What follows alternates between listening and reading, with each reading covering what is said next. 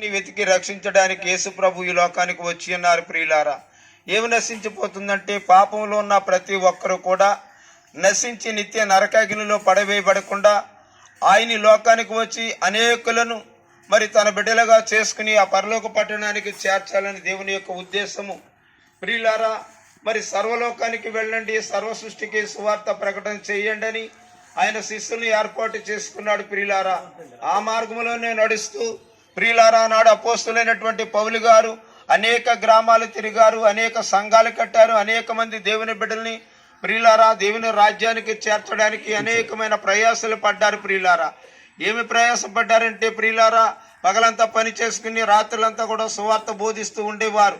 ఒకనొక పట్టణంలో ప్రియులారా, మరి తుయేతేరి పట్టణం వెళ్ళినప్పుడు అక్కడ లూది అనే ఒక స్త్రీ ప్రియులారా నిజదేవుని తెలుసుకోవాలని ఒకే ఒక దినాన ఆయన సువార్త చెబుతున్నటువంటి ఆ ప్రాంతానికి వెళ్ళి ప్రియులారా ఆయన మాటలు విన్నది. ఆయన మాటలు విన్న వెంటనే ప్రియులారా మరి ఆమె హృదయం తెరవబడ్డది.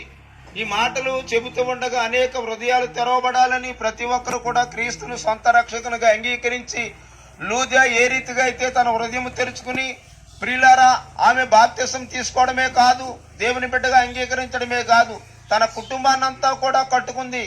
తన భర్తను తన బిడ్డని మార్చుకుని క్రీస్తు యొక్క రక్తములో కడగబడి క్రీస్తుని యొక్క సొంత రక్షకునిగా అంగీకరించి వారు రక్షించబడ్డారు. ప్రియులారా, అలాగే మాటలు వింటున్న ప్రతి ఒక్కరూ కూడా మరి ఈ సమయంలో ఈ ప్రాంతానికి రావడానికి దేవుని యొక్క ఉద్దేశమైనది.